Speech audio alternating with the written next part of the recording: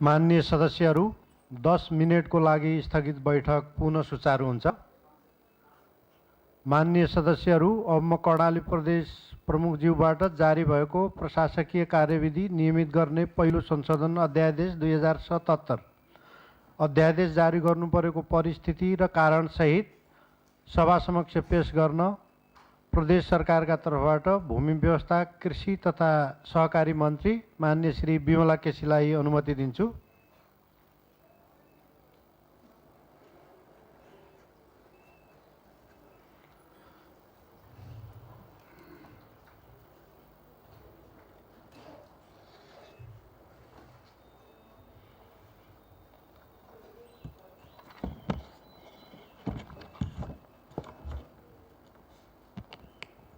माननीय सभामुख महोदय, सर्वप्रथम नयाँ वर्ष 2078 को यहाँहरू सबैमा शुभकामना व्यक्त गर्न चाहन्छु।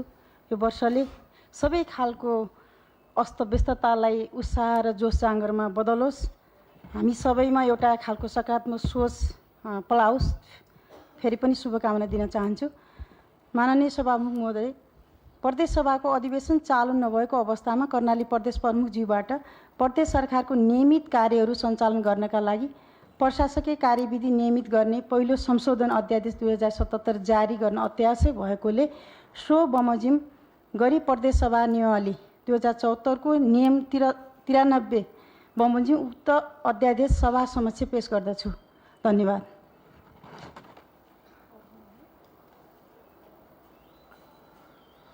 माननीय सदस्यहरू, कर्णाली प्रदेश प्रमुखज्यूबाट जारी भएको प्रदेश लोक सेवा आयोग दोस्रो संशोधन अध्यादेश 2077 अध्यादेश जारी गर्नु परेको परिस्थिति र कारण सहित सभा समक्ष पेश गर्न प्रदेश सरकारका तर्फबाट भूमि व्यवस्था, कृषि तथा सहकारी मन्त्री माननीय श्री बिमला केसीलाई अनुमति दिन्छु।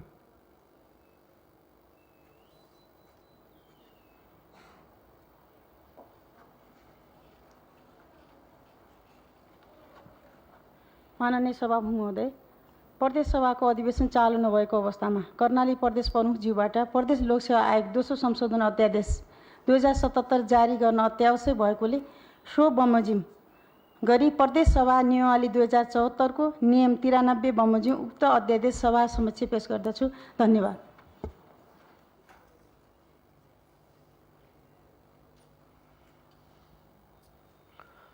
माननीय सदस्यहरू, प्रदेश प्रमुखज्यूबाट जारी भई सम्बन्धित मन्त्रीबाट सभामा पेश भएका प्रशासकीय कार्यविधि नियमित गर्ने पहिलो संशोधन अध्यादेश 2077 र प्रदेश लोकसेवा आयोग दोस्रो संशोधन अध्यादेश 2077 अस्वीकार गर्ने प्रस्ताव पेश गर्न चाहनुहुने माननीय सदस्यहरूले कर्णाली प्रदेश सभा नियमावली 2074 को नियम 94(1) बमोजिम 2 दिनभित्र सदस्यहरूले सचिवलाई सूचना दिनुहुन जानकारी गराउँछु। माननीय सदस्यहरू, अब म कर्णाली प्रदेश सरकारका माननीय मुख्यमन्त्री श्री महेन्द्र बहादुर शाहीलाई नेपालको संविधानको धारा 188 को उपधारा 2 बमोजिम प्रदेश सभाको विश्वास छ भनी विश्वासको मत लिनका लागि वक्तव्यसहित प्रस्ताव प्रस्तुत गर्न अनुमति दिन्छु।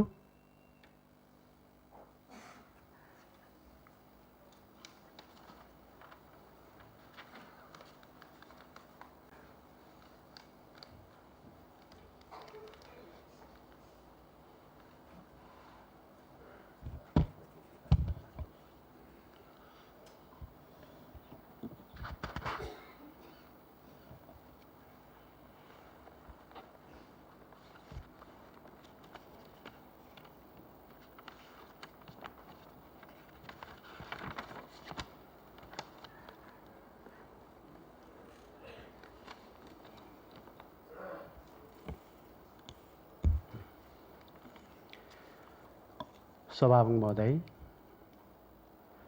प्रदेश सभाका मान्य सचिवहरू, सर्वप्रथम नयाँ वर्ष 2078 सालको अवसरमा कर्णालीवासी आमाबुवा, दाजुभाइ, दिदीबहिनीहरूलाई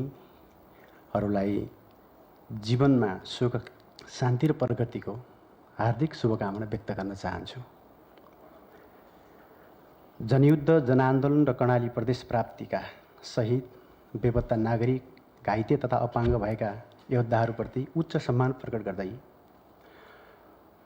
उक्त महान आन्दोलनमा शरीक सबै राजनीतिक दलमा आबद्ध नेता कार्यकर्ता एवं समस्त समुदायहरूमा लाई एकपटक सम्झिन चाहन्छु। सङ्घीय व्यवस्था कर्णालीलाई चाहिएको थियो, यसैले कर्णाली प्रदेशमा पनि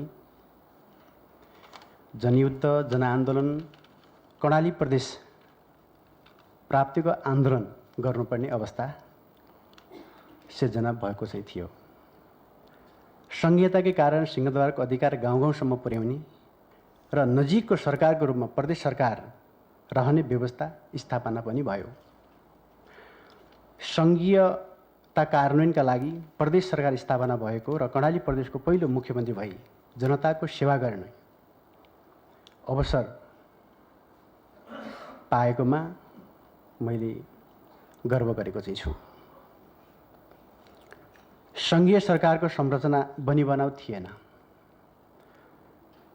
सङ्घीय सरकारको संरचना बनिबनाउ थियो, तर प्रदेश सरकारका लागि नयाँ सङ्गठन, नयाँ संरचना, ऐन कानुन, जनशक्तिको व्यवस्थापन गर्नुपर्ने चुनौती रहेको थियो।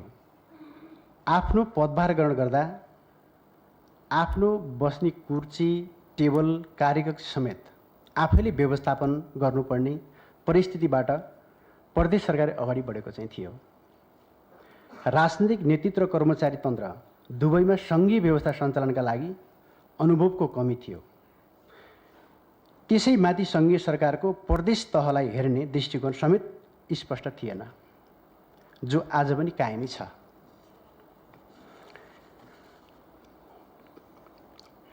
प्रदेश सरकारलाई आवश्यक सङ्गठन, संरचना, जनशक्तिको व्यवस्थापन गर्नु पर्ने चुनौती चाहिँ थियो। संवैधानिक तथा कानुनिक जिम्मेवारी पुरा गर्न प्रदेश कानुनहरूको समेत व्यवस्थापन गर्नुपर्ने अवस्था थियो। अनुभवी जनशक्तिको अभावको बीचबाट हामीले सङ्गठन, संरचना र जनशक्ति व्यवस्थापन गरेका छौँ। यसै गरी आधारभूत कानुनहरू निर्माण गरी कार्यान्वयनमा ल्याएका छौँ र सरकार सञ्चालनका लागि आधारभूत जग बसाल्ने काम भएको छ। हामीले योजनाबद्ध विकासका लागि प्रथम पञ्चवर्षीय योजना बनाएर सार्वजनिक गरिसकेका चाहिँ छौँ र सङ्घीय सरकारसँग समन्वय गरी Karnali corridor, very corridor, Kovalpur Surkhet सडक, राष्ट्रिय प्रसारण लाइन र रणनीतिक महत्त्वका रूपान्तरका योजना अगाडि बढाउन पहल गरिरहेका चाहिँ छौँ र प्रदेश गौरवका आयोजनाहरू पहिचान गरी प्रदेश गौरवका आयोजना निर्धारण मापदण्डको मस्यौदा तयार भएको छ। अन्तर प्रदेश, अन्तर जिल्ला, अन्तर पालिकासँग जोडिएका महत्त्वपूर्ण आयोजनालाई प्रदेश महत्त्वका आयोजनाका रूपमा अगाडि बढाएका चाहिँ छौँ। मजौला योजनाका रूपमा कृषि, उद्योग, पर्यटन, गरिबी निवारण, सामाजिक सुरक्षा जस्ता कार्यक्रम लागू भइरहेका चाहिँ छन्। स्थानीय तहसँग सहकारी समन्वय, स्थानीय आयोजना अगाडि बढाएको चाहिँ छ समन्वय गरी। विकास र समृद्धिका लागि 3 पटक प्रदेश समन्वय परिषद र 1 पटक प्रदेश विकास परिषदको बैठक आयोजना गरी रणनीतिक महत्त्वका निर्णय लिएका छौँ र ती निर्णयहरू नीति विधिमा ढाल्दै कार्यान्वयनमा रहेको जानकारी गराउन चाहन्छु। हामीले 1 चौमासिक बजेट, 1 चौमासिक र 3 वार्षिक जनपक्षीय नीति तथा कार्यक्रम साथै बजेट ल्यायौँ।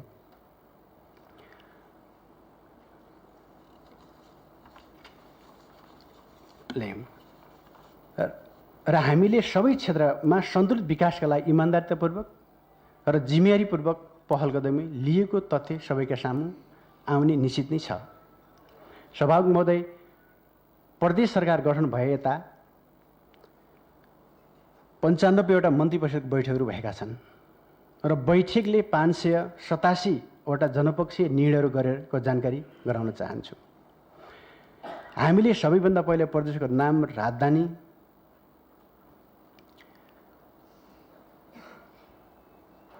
राख्ने काम सर्वसहमतिबाट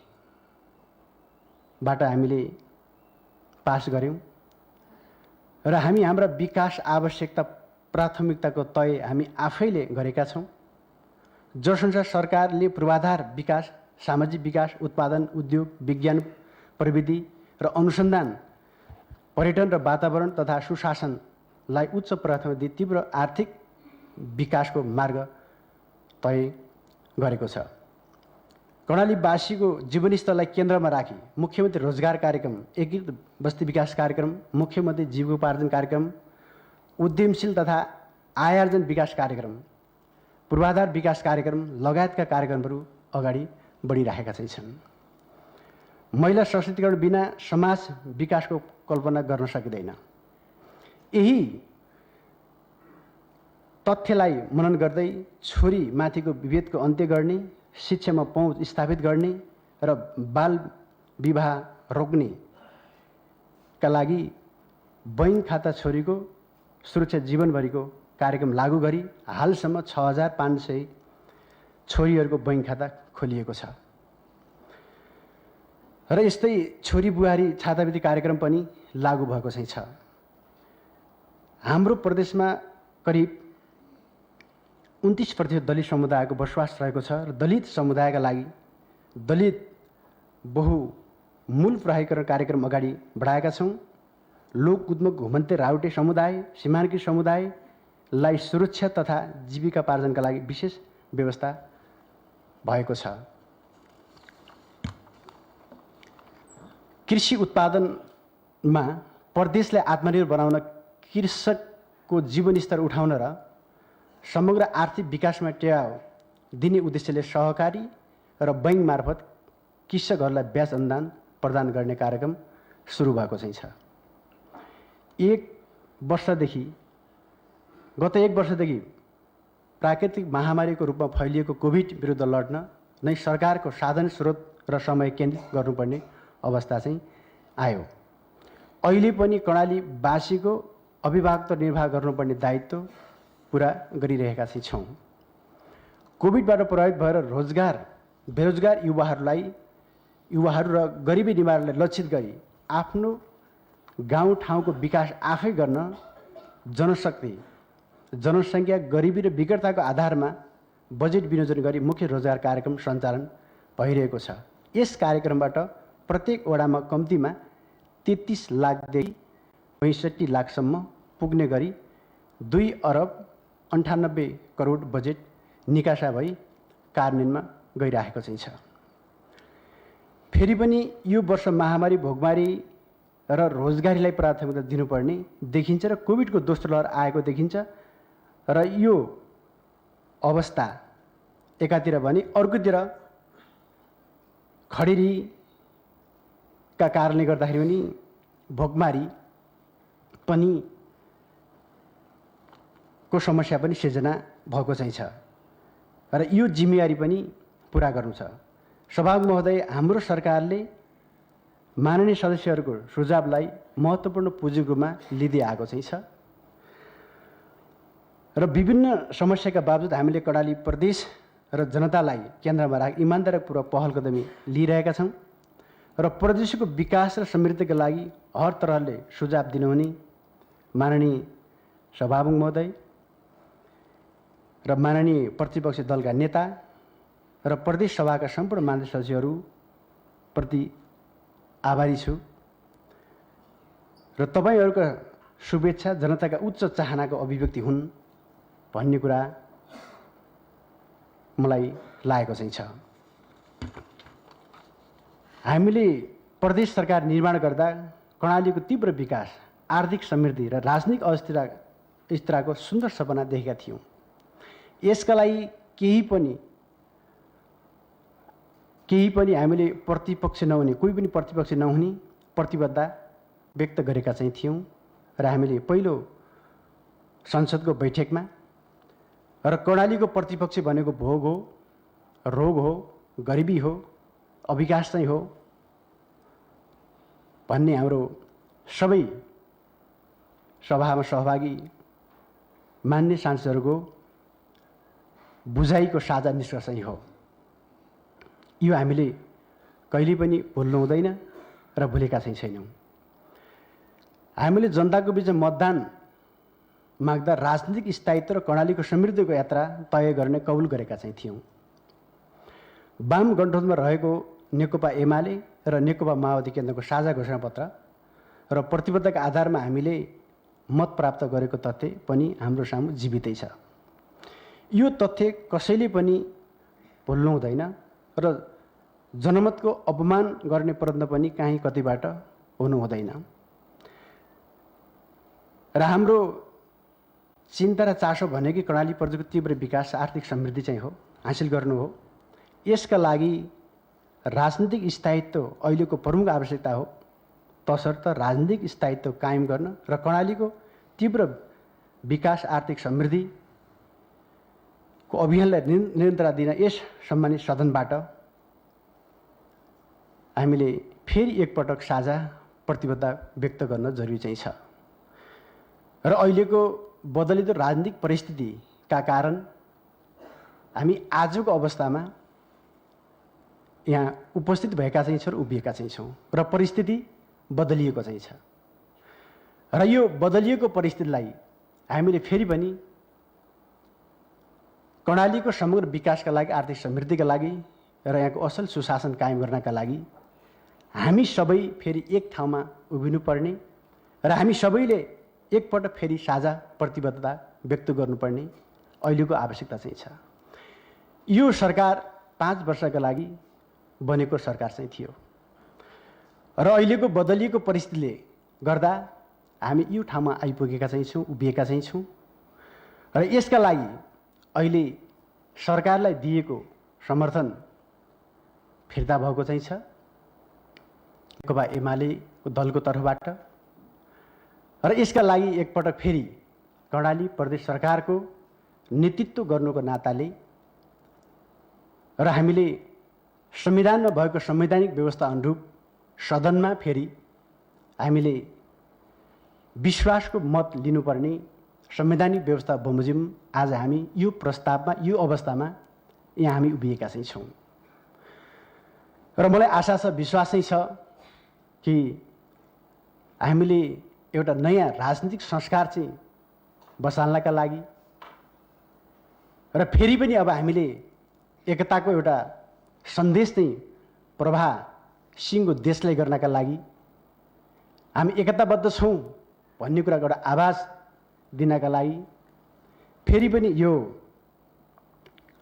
अविश्वासको प्रस्ताव जो आएको चाहिँ छ यसलाई विश्वास समर्थन फिर्ता आएको छ र मैले विश्वासको मत लिने प्रस्ताव मैले यहाँ पेश गर्छु र यसमा मलाई आशा छ सबैले एकपटक, हामीलाई थाहा छ नेकपा माओवादी केन्द्रको सिटको क्षमता कति छ, के छ भन्ने कुरा थाहा हुँदाहुँदै पनि एकपटक फेरि अब हामीले सबै संसदमा सहभागी दल र त्यसका सबै मान्यज्यूहरूलाई हामीले दलको तर्फबाट हामीले एउटा अपिल पनि गरिसकेका चाहिँ छौँ। एकपटक फेरि सरकारलाई समर्थन गर्नका लागि, सरकारको पक्षमा चाहिँ मतदान गर्नका लागि हामीले सार्वजनिक अपिल पनि गरिसकेका चाहिँ छौँ। र फेरि पनि मैले यो सदनबाट तपाईँहरू सबै मान्य सचिवलाई हामीले छलफल गरौँला। यी हाम्रा कर्णालीका इस्युहरू भनेका साझा इस्युहरू चाहिँ हुन् र हामीले सबै विषयहरू छलफलबाट हामीले हल गर्न सकिन्छ र यसका लागि सबै मान्य सदस्यले एकपटक मलाई फेरि मतदान गर्नुहुनेछ भन्ने कुरामा पुरै आशा विश्वास राख्दै मतदानका लागि मलाई आग्रह गर्दै म प्रस्ताव प्रस्तुत गर्ने अनुमति माग्दछु।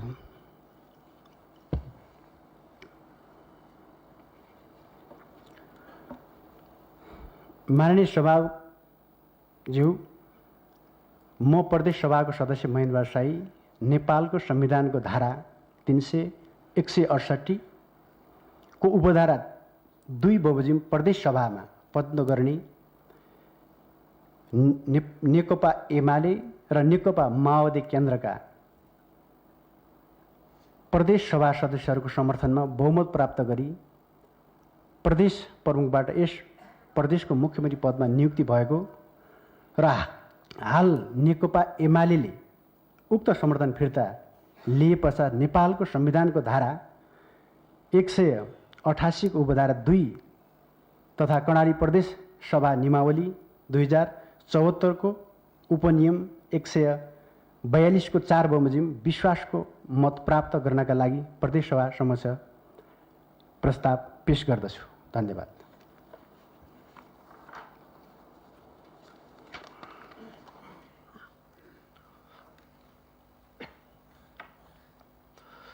माननीय सदस्यहरू, उक्त प्रस्तावमाथि छलफल प्रारम्भ हुन्छ। छलफलमा बोल्न चाहनुहुने माननीय सदस्यहरूले सभामुखको बायाँतर्फ रहेका सचिवालयका कर्मचारीहरूलाई आफ्नो नाम टिपाउनुहोला। आफ्नो धारणा राख्न बाँकी माननीय सदस्यहरूलाई कर्मशः समय उपलब्ध गराउँछु। सर्वप्रथम माननीय श्री बिन्दमान बिष्ट।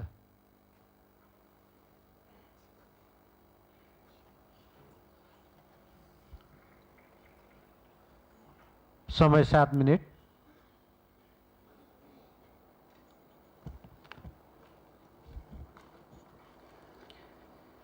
माननीय सभामुख महोदय,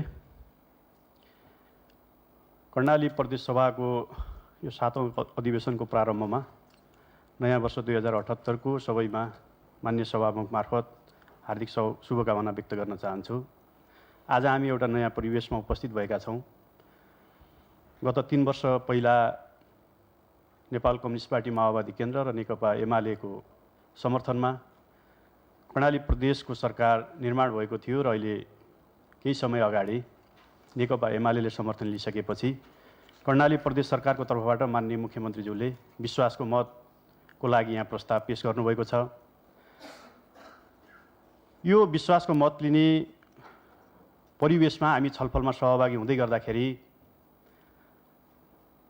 हामीले 3 वर्ष अगाडि एउटा प्रतिबद्धता व्यक्त गरेका थियौँ र त्यो प्रतिबद्धता पुरा गर्ने सन्दर्भमा निरन्तर रूपमा कर्णाली प्रदेश सरकार र कर्णाली प्रदेश सभा कर्णालीका जनताका आकाङ्क्षाहरू, इच्छाहरू, यहाँको विकास समृद्धिलाई मूलभूत रूपमा सफलीभूत पार्नको निमित्त इमान्दारिताका साथ हामी सबै क्रियाशील भएको तथ्य जगजाहेर नै छ। हाम्रा केही चुनौतीहरू रहे सभामुख महोदय। हाम्रा चुनौतीहरू के रहे भन्दा हाम्रो प्रदेश यसै पछि पारिएको प्रदेश, यसका फेरि त्यसैमा पनि प्रदेशको संरचना नयाँ, जनशक्तिको कुरा, नियमको कुरा, कानुनको कुरा, विधिको कुरा, विधानको कुरा निर्माण गर्दै अगाडि बढ्नुपर्ने बाध्यता र यी सबै हिसाबले हेर्दाखेरि जनशक्तिको मूलभूत रूपमा जनशक्तिको व्यवस्थापकीय पाटोको हिसाबले हेर्दाखेरि हाम्रो प्रदेश अलि पछि पारिएको प्रदेशको हिसाबले हेर्दाखेरि अगाडि बढ्ने चुनौतीहरू एउटा चुनौती त्यो रह्यो। दोस्रो चुनौती के रह्यो भने सभामुख महोदय, मैले आजको मितिमा आएर अनुभूति गर्दाखेरि नेपाल संघीयतामा गयो, प्रदेशहरू निर्माण भए। नेपालको संघीयता भनेको मूलभूत रूपमा प्रदेश नै हो र प्रदेशलाई हेर्ने दृष्टिकोणमा सङ्घीय सरकारको केही समस्याहरू व्यक्त भए, जसको कारणले गर्दाखेरि प्रदेशलाई फुल फेजमा अगाडि बढ्नको निमित्त, प्रदेशको नेतृत्व गर्नको निमित्त विभिन्न कानुनी अडचनहरू, विभिन्न संवैधानिक अडचनहरू सिर्जना गरेर, कानुनी अडचनहरू, मूलभूत रूपमा कानुनी अडचनहरू सिर्जना गरेर त्यसपछि गएर यसलाई रोक्न खोजेको जस्तो अनुभूति हुने एउटा अर्को चुनौती यो रह्यो। यी चुनौतीहरूको बिचबाट अगाडि बढ्दै गर्दाखेरि आजका मितिमा यो रोस्टरमा उभिएर बोल्दै गर्दाखेरि यदि कर्णालीमा सरकारको अनुभूति जनताले गरेको छ भने त्यो कि स्थानीय सरकारको तर्फबाट जनतालाई सेवा प्रदान जो भएको छ त्यो अनुभूति गरेको छ त कि प्रदेश सरकारले जे सेवा प्रदान गरिराखेको छ, सरकारको अनुभूति कर्णालीका जनताले यो दुई तहको सरकारको मात्रै अनुभूति गरेको छ।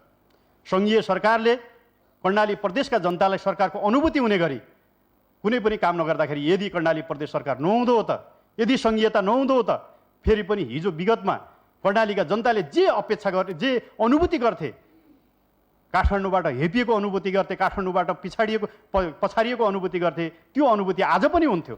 तर आज प्रदेश सरकारको कारणले गर्दाखेरि, स्थानीय सरकारको कारणले गर्दाखेरि हाम्रो अभिभावकको रूपमा सरकार छ भन्ने कुराको जनताले अनुभूति गरेका छन्। यसलाई हामीले सफलताको रूपमा लिन जरुरी छ। म यो कुरा राख्न चाहन्छु।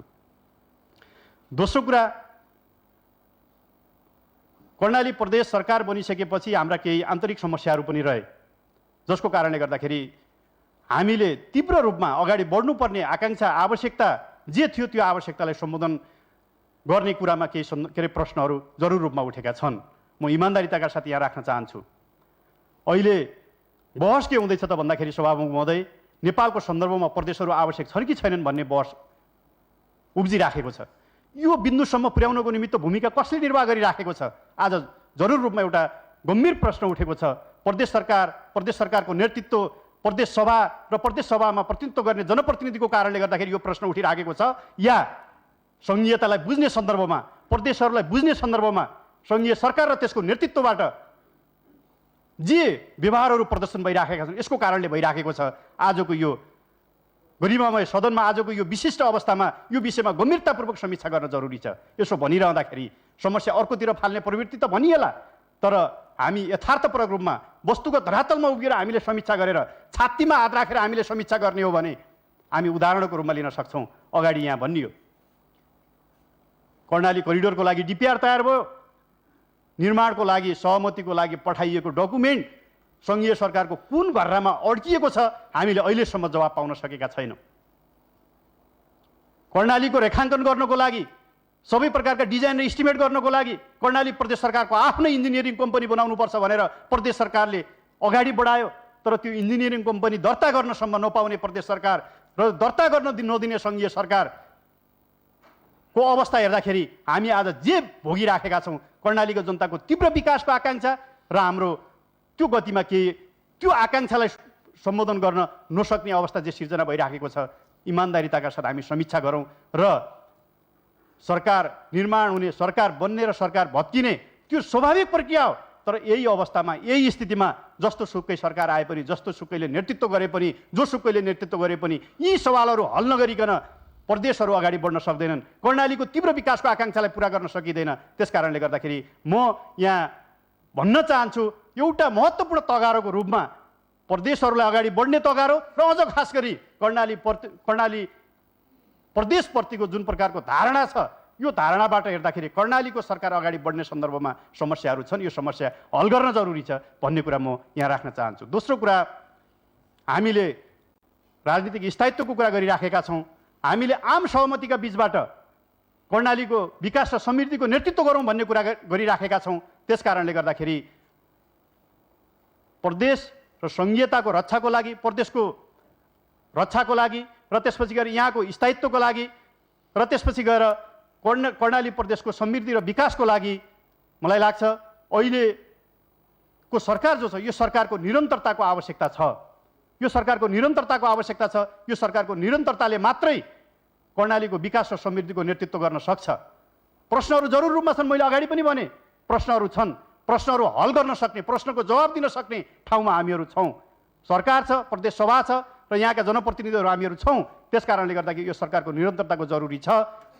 माननीय मुख्यमन्त्रीले प्रदेश सभामा विश्वासको मत जाहेर गर्नको निमित्त जो प्रस्ताव पेश गर्नुभएको छ, म हाम्रो दलको तर्फबाट सबै मान्य सदस्यहरूलाई यो विश्वासको मतप्रति समर्थन व्यक्त गर्न आग्रह गर्न चाहन्छु र हाम्रो दलको तर्फबाट प्रस्तावको पक्षमा मतदान गर्ने र यो सरकारको निरन्तरतालाई सुनिश्चित गर्ने र त्यसपछि यो सरकारको नेतृत्वमा कर्णालीको समृद्धि र विकासलाई अगाडि बढाउने बढाउने कुरालाई सुनिश्चितता गर्ने कुरा यहाँ तपाईँहरूको बिचमा यो सम्मानित सदनमा राख्दै आफ्नो भनाइ अन्त्य गर्न चाहन्छु। धन्यवाद। माननीय श्री करवीर शाही।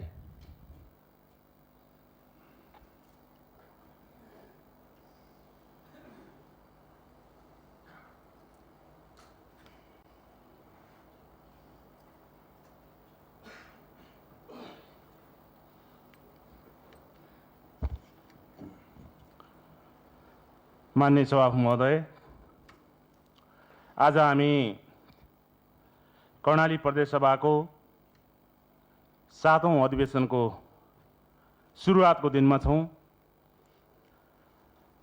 9 महिना चान्चुन केही दिनपछि प्रदेश सभासँग आम्ने सामने हुने अवसर प्राप्त भएको छ। यसका लागि कर्णाली प्रदेश सभाको सचिवालयलाई र सरकारलाई हार्दिक धन्यवाद दिन चाहन्छु। सर्वप्रथम नयाँ वर्ष 2078 सालको हार्दिक मङ्गलमय शुभकामना व्यक्त गर्न चाहन्छु। सभामुख महोदय, यहाँ कर्णाली प्रदेशका माननीय मुख्यमन्त्री महेन्द्रबहादुर शाहीले संवैधानिक व्यवस्था अनुरूप यो सरकारको निरन्तरताका लागि विश्वासको मत जाहेर गरिदिनका लागि जो प्रस्ताव पेश गर्नुभएको छ, सर्वप्रथम त्यो प्रस्ताव हाम्रो पार्टी नेकपा एमाले त्यो प्रस्ताव विगतको समर्थन फिर्ता लिइसकेको हुनाले हामी त्यो प्रस्तावको पक्षमा छैनौँ र त्यो प्रस्तावको विपक्षमा किन जानु पर्यो? आजको परिस्थिति भनेको यो पानी र बानी माथिबाट तलतिर बग्ने भएको हुनाले जति समस्याहरू सृजित भएका छन् र भए ती सबै यो प्रदेश सभाको आफ्नो औकातबाट आफ्नो हैसियतबाट सृजना भएका समस्याहरू होइनन्। जति बेला हामीले पार्टी एकीकरणको बाटोमा अगाडि बढ्दा वाम गठबन्धन बन्दा हामीले यस्तो बेला कल्पना यस्तो गऱ्यौँ कि हामी सायद लङ्का साध्छौँ। त्यो नेकपा बन्यो। त्यो नेकपा बन्ने क्रममा हाम्रा मसिना स्वरहरू कतिपय हामी पार्टीमा काम गर्दै आएका मान्छेहरूले कति यो विधि सम्मत भयो भएन त्यति बेला पनि क्वेसन उठायौँ। त्यो कति सान्दर्भिक थियो र त्यो कुन फोरममा उठाइयो त्यो तपसिलको कुरा होला। तर यो एकता आफैमा के थियो, अन्ततोगत्ता एकता के भएर भङ्ग भयो यो हामी सबै जानकार छौँ। हिजोसम्म अस्तिसम्म आजको महिना दिन अघिसम्म सत्ता सहकार्यमै थियौँ। हामीले आफ्नो बुताले पार्टीको तर्फबाट संसदमा र सरकारलाई दिनुपर्ने सहयोग समर्थन सल्लाह दिइरहेकै थियौँ र गरिरहेकै थियौँ। तर आज हामी एउटा परिस्थितिमा आएर उभिएका छौँ र फेरि पनि भन्नुपर्छ, माननीय मुख्यमन्त्रीज्यूले केही विवरणहरू 3 वर्षका सरकारका अनुभवहरू र सरकारले गरेका उपलब्धिहरू, सरकारले गरेका काम कारबाहीका बारेमा केही दृष्टान्त प्रस्तुत गर्नुभयो। सुरुवाती दिनमा हामीले प्रतिबद्धता व्यक्त गरेका प्रदेश सभामा सरकारको तर्फबाट र पार्टीको तर्फबाट व्यक्त गरेका कतिपय विषयहरू त्यहाँ छुन सकियो होला, तर ती विषयहरूलाई त्यो बाटोतर्फ कति डोर्याउन सकियो, त्यो बाटोतर्फ कति लिन सकियो र कहाँसम्म पुग्यो। आज हामी कर्णाली प्रदेश माननीय मुख्यमन्त्रीज्यूलाई भन्नुपर्दा ठ्याक्कै कुन ठाउँमा छौँ, चौबाटोमा छौँ कि सूर्याती अवस्थामा छौँ वा हिँड्ने जमर्को नै गरिरहेका छैनौँ। 3 वर्ष सरकारका समस्याहरू थिए होला, यो सभाभित्र समस्याहरू थियो होला, पार्टीगत एकताका हिसाबले त्यो सङ्ख्याका हिसाबले केही समस्याहरू थिए होलान्, तर कुनै पनि सांसदले सरकारलाई सहयोग नगरेको, अप्ठ्यारोमा पारेको, नीति तथा कार्यक्रम फेल गरेको, यो 3 वर्षमा बजेट फेल गरेको कुनै इतिहास छैन। त्यसकारणले एकताको अभियानबाट आउँदा तपाईँहरूलाई दिएको समर्थन नेकपा एमाले सक्रियतापूर्वक कुशलतापूर्वक यो सभामा सहयोग गरेको, मद्दत गरेको सर्वविदितै छ। आज हामी यो परिस्थितिमा आइपुगेका छौँ। यो परिस्थितिमा आइपुग्दाखेरि फेरि पनि पार्टी 2 हुँदा, पार्टी आफ्नो ठाउँमा फर्कँदा, पार्टीहरू आफ्नो घरमा फर्किँदा संवैधानिक व्यवस्था अनुसार तपाईँले विश्वासको मत माग्नु स्वाभाविकै हो। तर अलिकति त्यो के भन्छ लोकतान्त्रिक परिपाटी अनुरूप यसलाई यो अवस्थामा ल्याइपुग्नुभन्दा अघिल्लो अवस्थामै मार्ग प्रशस्त गर्ने बाटोमा अगाडि बढेको भए फेरि पनि पार्टीहरू बिचमा सरकार बनाउने नयाँ कुरा होइन। सरकार बन्छन्, फेरि पनि सरकार बन्नका लागि यो सबै दलहरूको सहमति हुनु नै पर्छ, हुन्छ, आफ्नो ठाउँमा छ। तर त्यो प्रयास नगरिकन अलिअलि सामाजिक सञ्जालहरूमा, अलि बजारहरूमा अलि हल्ला हुने गरी अरू पार्टीका सांसदहरूको मानमर्दन हुने गरी केही हल्लाखल्लाहरू मचाइयो। त्यसले गर्दा हामी भन्नु नै पर्ने हुन्छ, नेकपा एमालेलाई अलिकति चोट पुग्ने, मर्माहित हुने अवस्था सृजना भएको छ।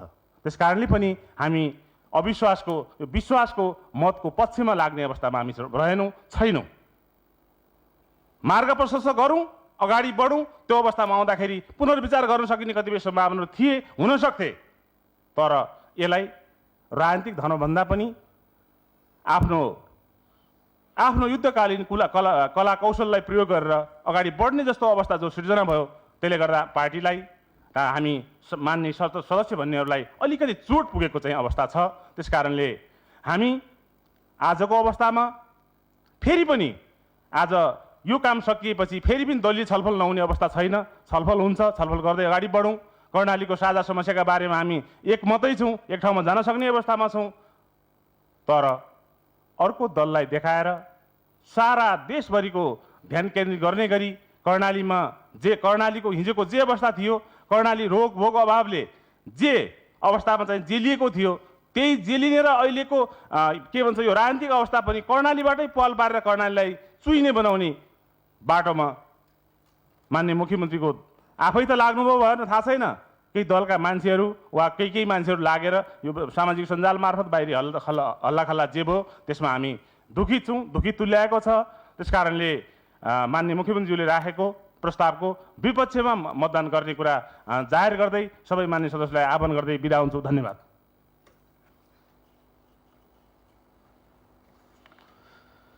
माननीय श्री जीवन बहादुर शाही।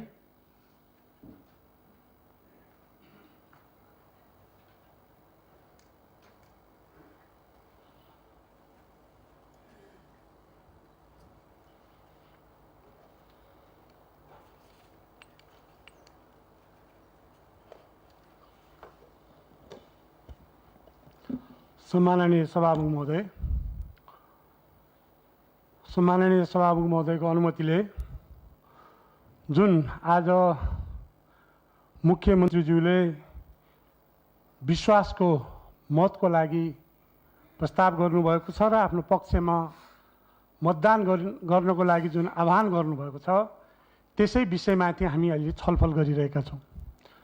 सम्माननीय सभामुख महोदय, हामी काङ्ग्रेसको लागि अहिले दुई दल भन्ने छैन, किनकि हामी आजसम्म प्रमुख प्रतिपक्ष दलका, भलै यो सचिवालयले अरू व्यवस्था गरे तापनि मतदान हुनुभन्दा अगाडिको अवस्थामा चाहिँ हामी प्रमुख प्रतिपक्ष दलकै हैसियतमा चाहिँ छौँ भन्ने फेरि पनि म चाहिँ आग्रह गर्न चाहन्छु। र यस सन्दर्भमा हामी नेकपाका प्रमुख प्रतिपक्ष थियौँ र आजका दुई दलहरू भएका छन्, नेकपा माओवादी र नेकपा एमाले। हिजो सरकारमा 4 जना मन्त्रीहरू तत्कालीन त्यो बेला र अहिले नेकपा एमालेका तर्फबाट र 3 जना नेकपा माओवादीका तर्फबाट चाहिँ सरकारमा गएको कुराहरू सर्वविदितै छ। एकजना मन्त्रीलाई उहाँको कसुर हो या होइन, तर हामीले देखेको, हामीले बुझेको, म आज पनि यो रोस्टमबाट भन्न चाहन्छु कि ती मन्त्रीले त्यो हरकत गरे भन्ने हामीलाई विश्वास छैन। मलाई कम्तीमा पनि मलाई विश्वास छैन उहाँले त्यो गरे भन्ने मलाई लाग्दैन। एउटा बैंकिक कसुरमा जालसाजी, सुदूरपश्चिमको मान्छेले जालसाजी गरेर उहाँलाई फसायो। त्यसै सन्दर्भमा उहाँ चाहिँ बर्खास्त हुनुभयो। त्यो आज म यो सदनलाई स्मरण गर्न चाहन्छु र म आज फेरि पनि दोहोऱ्याएर भन्न चाहन्छु ती व्यक्तिले त्यो गरे होलान् भन्ने मलाई चाहिँ विश्वास छैन। त्यसपछि बाँकी रहनुभयो 3 जना मन्त्रीहरू र 3 जना यतातिरका 6 जना मन्त्रीहरू र त्यो भौतिक मन्त्रालयको कार्यभाग स्वयं मुख्यमन्त्रीले आफूले लिनुभयो। भर्खरकै कुरा हो, मलाई लाग्छ, म एक्ज्याक्टली डेट थाहा छैन, 22-23 गते मात्रै त्योभन्दा अगाडि नेकपा एमाले हामीले समर्थन फिर्ता लियौँ भन्यो। त्यसपछि पनि भर्खरै अस्ति मात्रै 3 जना मन्त्रीहरूले राजीनामा गर्नुभयो। तर के भनियो भने नेकपा एमाले फिर्ता लिइसक्यो, अब हामी सरकारमा छैनौँ भन्ने कुराहरू आए। यदि नेकपा एमाले फिर्ता लिइसकेको भने मन्त्रीहरू पनि फिर्ता हुनु पर्थ्यो। हाम्रो दाबी चाहिँ त्यही नै थियो। मन्त्री झन्डा हल्लाएर हिँडिरहने नेकपाले फिर्ता लिउँ भन्न कति कानुन सम्मत हुन्छ या हुन्न भन्ने कुरो भयो र अन्तिममै भए पनि उहाँहरूले फिर्ता लिनुभयो। अब अहिले आएर हाम्रो नाङ्गो आँखाले हेर्दाखेरि नेकपा एमालेको सङ्ख्या हामीले 19 जनाको देखेका छौँ। 19 जनाको नेकपा एमालेको सङ्ख्या छ। भलै बजारमा भन्ने गरिन्छ हाम्रो सङ्ख्या 20 हो, ठिक हो, निर्वाचित भएको 20 हो। तर सम्माननीय सभामुख भइसकेपछि संसदीय परम्परामा चाहिँ 19 चाहिँ त्यो दलको मानिन्छ, किनकि उहाँ दलको रहँदैन, त्यो छैन, ठुलो दल छ, त्यो कुरै छैन।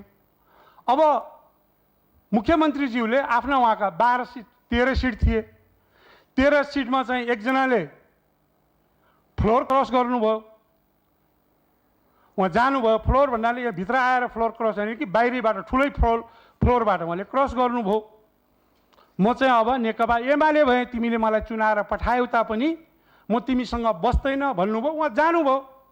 उहाँ गइसकेपछि हाम्रो संवैधानिक व्यवस्थाले, दलको व्यवस्थाले उहाँलाई त्यो दलले हाम्रो दलको होइन भनिसकेपछि दलमा नरहेपछि उहाँको पद चाहिँ गयो। अब हामी 39 जनाका छौँ र हाम्रो आजसम्म पनि, अघिसम्म पनि हामी एकदम अलमलमै थियौँ, किनकि राष्ट्रिय राजनीतिको एक खालको छ र हामी अहिलेसम्म पनि तटस्थ बस्ने हाम्रो विचार थियो।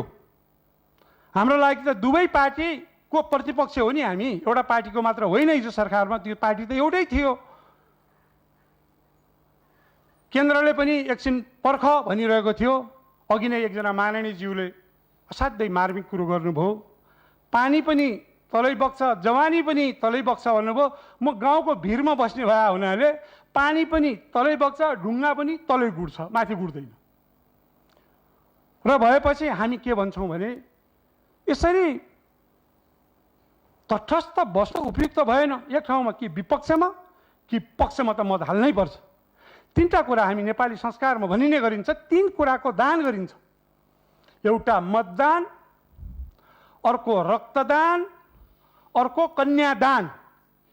यी तीन दानमा पैसा खान मिल्दैन। दान भनेको के हो? ती दान, त्यो दान दिने कुरामा हामीले हेऱ्यौँ। कङ्ग्रेसले विचार गर्यो, माथिबाट भन्यो यहाँ हल्ला छ, त्यही अहिले आइरहेको बजार हल्ला छ। कङ्ग्रेस एमालेसँग लायो भने सत्ताको लालायत 19 जना पुगेकोमा 6 जना कङ्ग्रेस गयो भने त केही नभयो भने फालेको पनि एउटा मन्त्री त पाइहाल्छ नि। यस्तो लालायत छ कङ्ग्रेस भन्ने त्यहाँ पनि आरोप। यता चाहिँ 12 जनाको भयो भने कङ्ग्रेस के बौलाएर चाहिँ त्यहाँ गइरहेछ त, त्यो पक्षमा हाल्छ। कङ्ग्रेसले जोडे पनि त 18 हुन्छ, त्योभन्दा बढी हुने अवस्था त छैन। के हो भने राजनीतिमा फाइदा र बेफाइदाको कुरा हुँदैन। हामी चुनावमा लड्छौँ नि, सबै लड्दाखेरि जित्छौँ भने लडेर हुन्छौँ त। कतिले हार्छन्, कतिले जित्छन्, त्यो आफ्नो ठाउँमा हुन्छ। त्यसैले आफ्नो एउटा दलीयताको कुरामा राष्ट्रिय राजनीतिको कुरा पनि हुन्छ, अर्को पनि हुन्छ। र कङ्ग्रेसले सधैँ के भन्ने गरेको छ भने तल परेका साना निमुखाहरूलाई तान्ने कुरा। अब हामी प्रमुख प्रतिपक्ष नरहिरहेको अवस्थामा चाहिँ राजनीति मोडालिटी पनि फरक ढङ्गले गएको हुनाले कङ्ग्रेसले के सोच्यो भने त्यहाँ गएर कहीँ लालायत भइहाल्ने, कहीँ चाहिँ यसले चाहिँ के सोचेर गरे भन्ने। अघि मान्यज्यूले भनेको मलाई पनि त्यो लागिरहेको छ। हाम्रा विषयमा पनि नाना थरीका कुराहरू लेख्ने, प्रभावित बनाउने, त्यो गरेर हामीलाई केही छैन। हामी प्रष्टै छौँ, पहिलादेखि हामी प्रष्टै छौँ। 6 जना छौँ। पहिला प्रदेशको नाम पनि 6 नै थियो, अहिले पनि हाम्रो सङ्ख्या 6 नै छ। अनि हामी 6 नै छौँ, त्योभन्दा हामी बढी छैनौँ। फेरि सोच्नु होला कर्णाली प्रदेश लेखिसकेको छ भने ठान्नु होला। मिडियाकर्मीहरू यहीँ भएको हुनाले प्रदेश रेडियो कार्यालयमा अहिले पनि 6 नम्बर प्रदेशै भनी लेखा रहेछ कि, त्यो चेन्ज भएर हिँड्छ। समाचार दिने ठाउँमा पनि त्यही लेखा छ भने हामी छ। त्यस कारणले हामीलाई कुनै सत्ताको लोभको लागि होइन। सत्ताको लोभको लागि भनेपछि त ठुलै भएतिर लाग्ने होला। हामीले के सम्झ्यौँ भने हामी प्रतिपक्षी हो, थर्डमै बस्नु छ। त्यसैले हामी चाहिँ यहाँबाट भागेर पनि हिँड्दैनौँ, मत दिँदैनौँ पनि भन्दैनौँ। हामी कसलाई मत दिने भयौँ भने जो कमजोर छ, हामीले हाल्दा पनि उसको चाहिँ बहुमत पुग्दैन, त्यो हामीलाई प्रष्टै थाहा छ। हामीले हाल्दा पनि मुख्यमन्त्रीको बहुमत पुग्दैन, 1218 हुन्छ। त्यो हामीले राम्रैसँग जानेर सत्ताको लोलुप्तामा होइन, हामी चाहिँ थर्ड, पार्टी पनि फर्स्ट सेकेन्ड थर्ड भन्छ नि, थर्ड बेन्चर हामी चाहिँ पक्षमा मत हाल्ने हामीले निर्णय गरेका छौँ। हामी पक्षमा मत हाल्छौँ। यही कुरा राख्दै म यहाँबाट बिदा हुन्छु। धन्यवाद।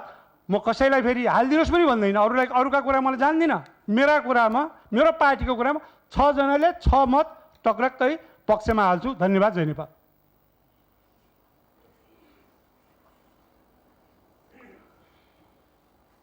माननीय सदस्यहरू, अब कर्णाली प्रदेश सरकारका मुख्यमन्त्री माननीय श्री महेन्द्रबहादुर शाहीलाई छलफलका क्रममा उठेका प्रश्नहरूको जवाब दिन अनुमति दिन्छु।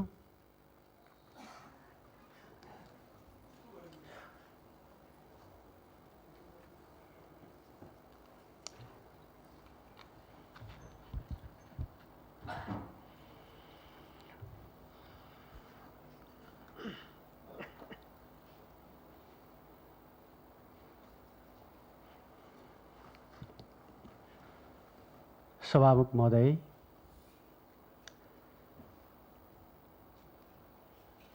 र यहाँ धेरै कुराहरू चाहिँ छन्, धेरै विषयहरूमा विषयवस्तुहरू राख्न आवश्यक चाहिँ छ र सरकारको तर्फबाट संसदमा आएर सरकारले गरेका समग्र काम कार्यका बारेमा जानकारी गर्ने, सम्बोधन गर्ने काम पनि हुन सकिरहेको चाहिँ थिएन र हामीले कुनै बेला सरकारले गरेका समग्र काम कारबाहीका बारेमा जानकारी गराउने नै छौँ र आज हामी विशेष परिस्थितिमा उभिएका चाहिँ छौँ र यो परिस्थितिमा हामी उभिँदा यहाँ म धेरै माननीय सदस्यहरूले विभिन्न दलको तर्फबाट अझै दलका प्रमुख व्यक्तिहरूले आफ्ना विचारहरू यहाँ संक्षिप्त रूपमा भए पनि व्यक्त गर्नुभएको चाहिँ छ। म त्यतापट्टि धेरै टीका टिप्पणीतिर म प्रवेश गर्दिनँ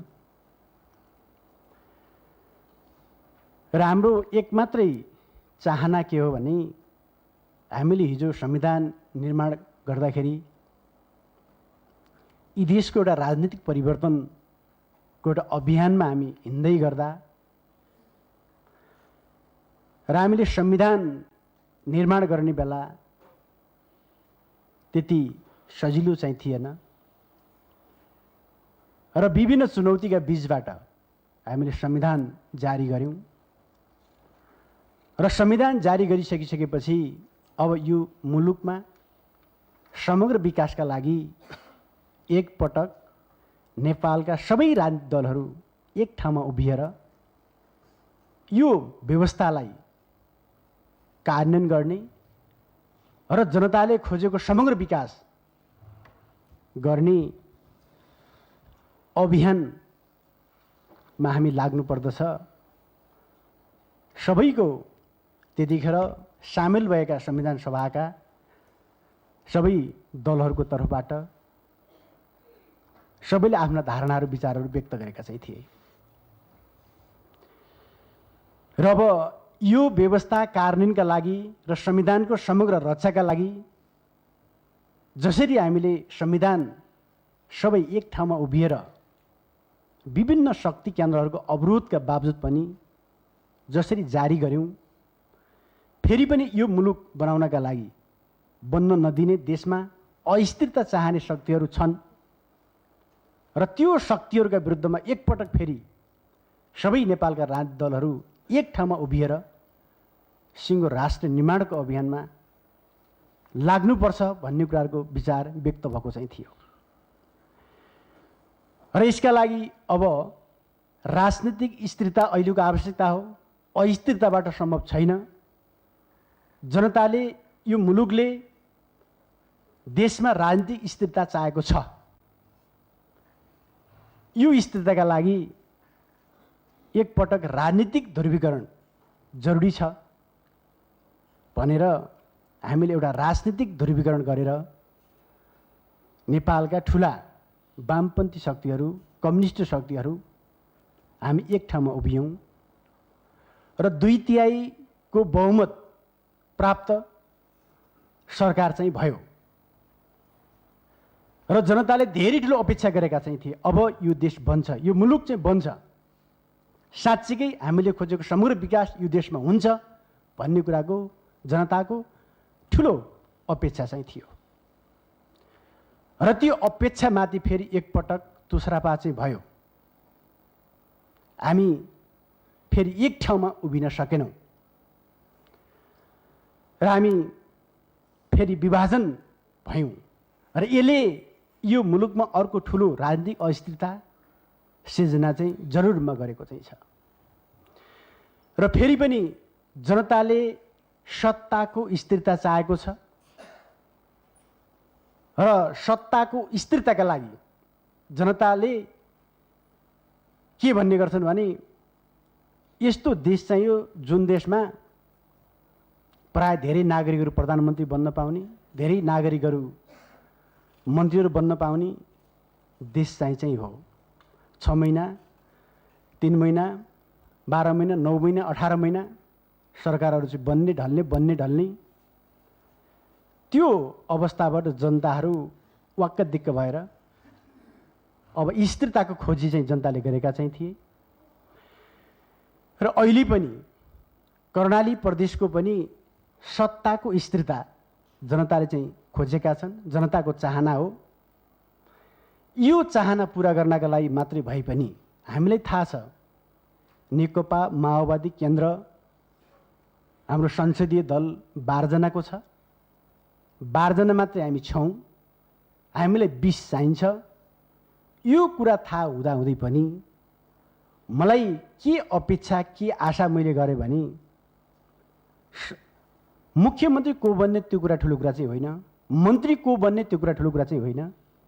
जनताले खोजेको सत्ताको स्थिरता चाहिँ हो। 5 वर्षको थायी सरकार चाहिँ हो र यो सरकारलाई 5 वर्षको थायी सरकारको रूपमा अगाडि बढाउनु नै छ र जनतालाई साँच्चैकै एकपटक हामी सत्ता लोभका लागि चाहिँ होइन, पदका लागि चाहिँ होइन, हामीले जनतालाई फेरि पनि विश्वस्त पार्नका लागि, जनतामा हामीले राजनीतिक विश्वास कायम गर्नका लागि एकपटक हामी सबैले फेरि सामूहिक एउटा प्रतिबद्धता जाहेर चाहिँ गर्नुहुनेछ भन्ने कुराको अपेक्षासहित म संसदमा विश्वासको चाहिँ मत लिनका लागि मैले प्रस्ताव पेश गरेको हुँ र यसमा के भयो कसो भयो, बजारमा के हल्ला चले, कसले के लेखे भन्ने कुरासँग सम्बन्ध राख्ने भन्दा पनि हामीले चाल्ने कुनै पनि कदमहरू राजनीतिक छन् या अराजनीतिक छन् भन्ने कुरा नै महत्त्वपूर्ण विषय हो र हामीले गर्ने कुनै पनि कामहरू राजनीतिक हुनुपर्छ, राजनीतिक चरित्रको हुनुपर्छ र हामीले एउटा नयाँ संस्कार चाहिँ हामीसँग हुनुपर्छ र त्यो संस्कारको चाहिँ हामीले विकास गर्नुपर्छ। यो अहिलेको आवश्यकता चाहिँ हो। त्यसो हुँदा हामीले एउटा नयाँ राजनीतिक संस्कार चाहिँ हामीले बसाल्नका लागि पनि अरू धेरै चाहिँ हामी टिका टिप्पणीतिर लाग्ने भन्दा पनि मैले मुख्यमन्त्रीलाई दिएको विश्वासको मत फिर्ता लिइसकेपछि, समर्थन फिर्ता लिइसकेपछि विश्वासको मत लिनका लागि मैले माननीय सदस्यहरूसँग छलफल गर्ने कुराहरू, सबैले आग्रह गर्ने कुरा, अनुरोध गर्ने कुरालाई मैले यो अराजनीतिक चाहिँ तपाईँको कदम चाहिँ हो भन्ने कुरा मलाई लागेन र त्यसो हुँदा सबैसँग अनुरोध गर्नु, आग्रह गर्नु र आफ्ना विचारलाई राख्नु एउटा राजनीतिक नै हो, एउटा राजनीतिक संस्कार नै हो भन्ने सोचका साथ हामीले सबै छलफलहरू, संवादहरू र सबैसँग हामीले अपिलहरू हामीले हिजो मात्रै दलकै तर्फबाट दलमै निर्णय गरेर हामीले सबै प्रदेश सभामा सहभागी दल र सबै मान्य सदस्यहरूलाई एकपटक फेरि जनतालाई सत्ताको स्थिरता चाहिँ कायम गर्नका लागि, स्थायित्व काम गर्नका लागि एकपटक फेरि मतदान गर्नुहोस्, यसको पक्षमा उभिनुहोस् भन्ने कुराको हामीले अपिल गऱ्यौँ र फेरि पनि मैले यो अपिल गर्न चाहन्छु। हामीले साँच्चै कर्णाली प्रदेशका जनतालाई एउटा नयाँ उत्साह चाहिँ दिनका लागि, नयाँ विश्वास दिनका लागि फेरि पनि विनम्रका साथ सबै मान्य सदस्यहरूलाई म आग्रह गर्छु एकपटक फेरि जनतालाई एउटा खुसी दिनका लागि पनि तपाईँले सरकारलाई समर्थन चाहिँ गर्नुहुनेछ, मतदान गर्नुहुनेछ भन्ने कुराको अपेक्षासहित उठेका विषयवस्तुहरू म यहीँ राख्दै मेरो भनाइ अन्त्य गर्छु। धन्यवाद।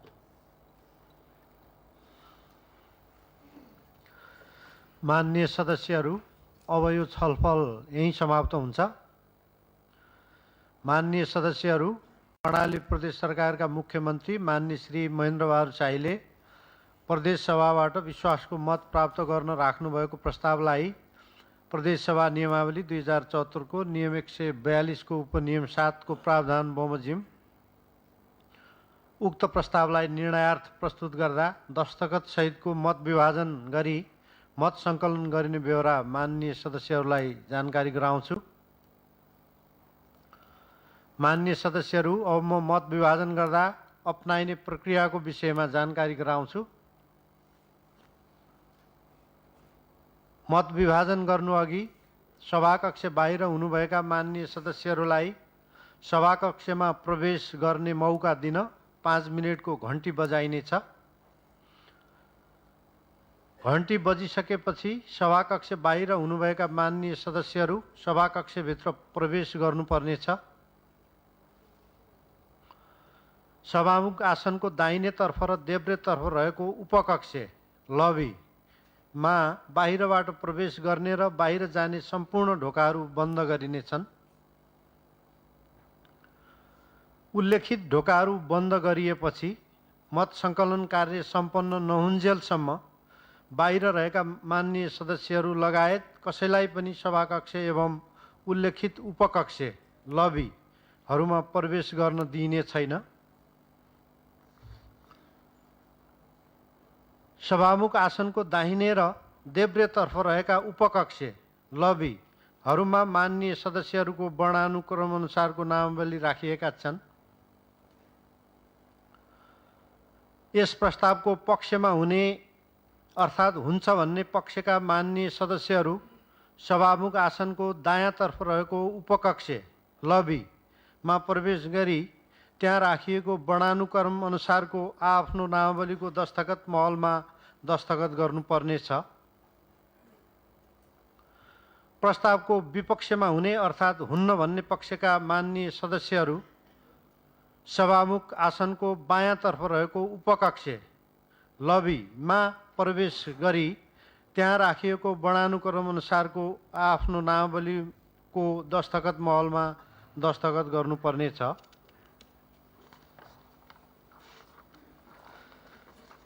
माननीय सदस्यहरूको सहयोगका लागि दुवैतर्फ सचिवालयका कर्मचारीहरू रहनेछन्। कुनै माननीय सदस्यले आफ्नो मत सच्याउन चाहेमा मतदान कार्य सकिएको 3 मिनेटभित्र माग गरेमा सच्याउन दिइनेछ। माननीय सदस्यहरू, अब 5 मिनेट घन्टी बजाउन आदेश दिन्छु।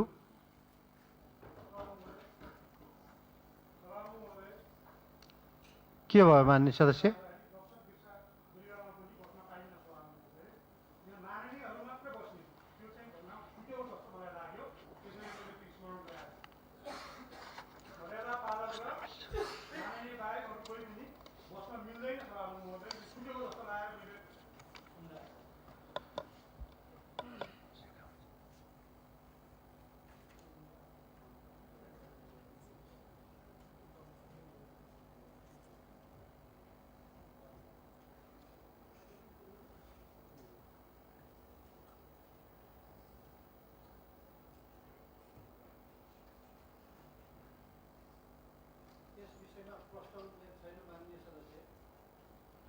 नियमावलीमा त्यो भएर हामीले माननीय सदस्यले उठाएको कुराको व्यवस्था गरेनौँ।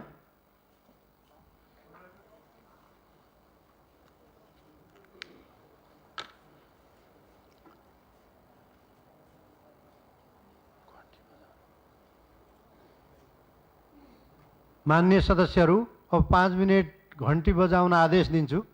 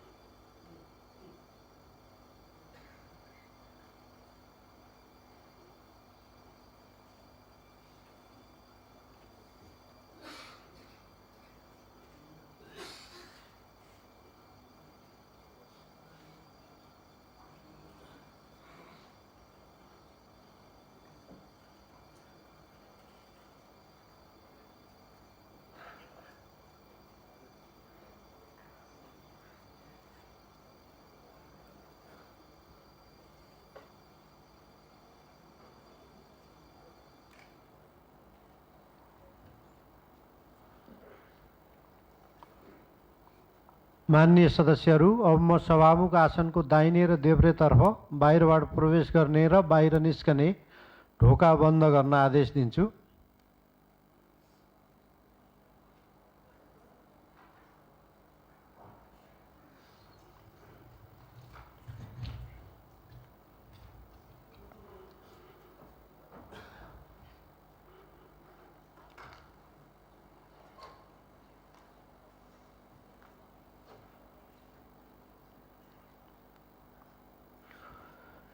माननीय सदस्यहरू, अब कर्णाली प्रदेश सरकारका मुख्यमन्त्री माननीय श्री महेन्द्रबहादुर शाहीले आफूलाई प्रदेश सभाको विश्वास छ भनी राख्नुभएको प्रस्तावलाई निर्णयार्थ प्रस्तुत गर्दछु। माननीय सदस्यहरू, यस प्रस्तावको पक्षमा अर्थात् हुन्छ भन्ने पक्षमा रहनुहुने माननीय सदस्यहरू सभामुख आसनको दायाँतर्फ रहेको उपकक्ष लबीमा प्रवेश गरी त्यहाँ राखिएको वर्णानुक्रम अनुसारको आफ्नो नावलीको दस्तखत महलमा दस्तखत गर्नुहोला र प्रस्तावको विपक्षमा अर्थात् हुन्न भन्ने पक्षमा रहनुहुने माननीय सदस्यहरू सभामुख आसनको बायाँतर्फ रहेको उपकक्ष लबीमा प्रवेश गरी त्यहाँ राखिएको वर्णानुक्रम अनुसारको आफ्नो नावलीको दस्तखत महलमा दस्तखत गर्नुहोला। माननीय सदस्यहरू, प्रस्तावको पक्षमा अर्थात् हुन्छ भन्ने पक्षमा रहनुहुने माननीय सदस्यहरू सभामुख आसनको दायाँतर्फ रहेको उपकक्ष लबीमा प्रवेश गरी त्यहाँ राखिएको वर्णानुक्रम अनुसारको आफ्नो नावलीको दस्तखत महलमा दस्तखत गर्नुहोस्। माननीय सदस्यहरू, प्रस्तावको विपक्षमा अर्थात् हुन्न भन्ने पक्षमा रहनुहुने माननीय सदस्यहरू सभामुख आसनको बायाँतर्फ रहेको उपकक्ष लबीमा प्रवेश गरी त्यहाँ राखिएको वर्णानुक्रम अनुसारको आफ्नो नावलीको दस्तखत महलमा दस्तखत गर्नुहोस्।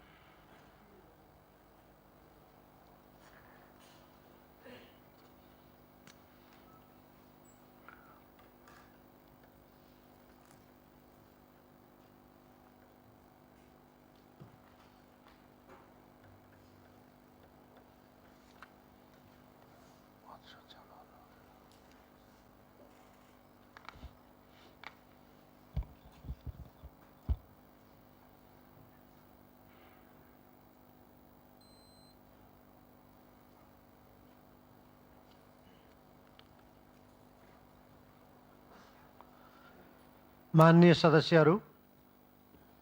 सदस्यहरूमध्ये कसैले आफ्नो मत सच्याउन चाहनुहुन्छ भने मत सच्याउनको लागि 3 मिनेटको समय दिन्छु। यो सो समयभित्र ड्यासमा आई आफ्नो मत सच्याउन सक्नुहुनेछ।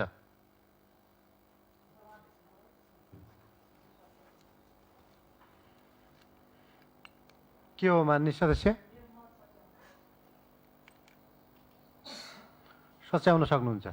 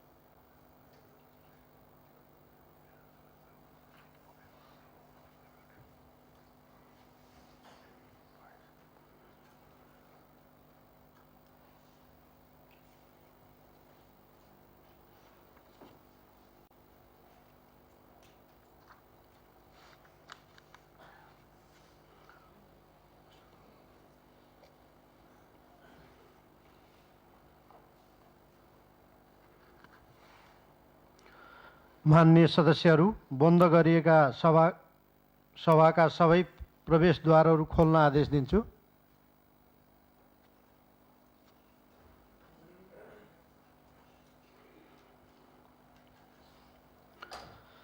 माननीय सदस्यहरू, अब म मत विभाजनको परिणाम घोषणा गर्दछु। माननीय सदस्यहरू, आजको मतदानमा उपस्थित माननीय सदस्यहरूको सङ्ख्या 37 रहेको छ। माननीय सदस्यहरू, अब म कर्णाली प्रदेश सरकारका मुख्यमन्त्री माननीय श्री महेन्द्रबहादुर शाहीले आफूलाई प्रदेश सभाको विश्वास छ भनी राख्नुभएको प्रस्तावको पक्षमा अर्थात् हुन्छ भन्ने पक्षमा जम्मा 22 मत र यस प्रस्तावको विपक्षमा अर्थात् हुन्न भन्ने पक्षमा 15 मत परेको छ।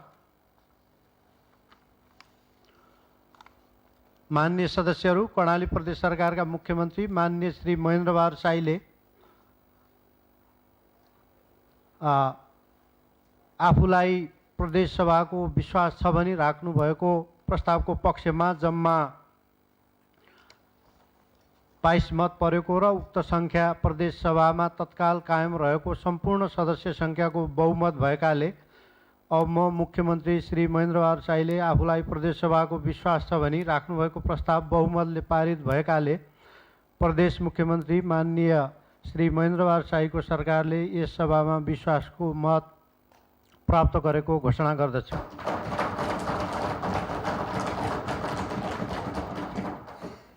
माननीय सदस्यहरू, अब यो बैठक 2078 साल वैशाख 10 गते शुक्रबार दिनको 2 बजेसम्मको लागि स्थगित हुन्छ।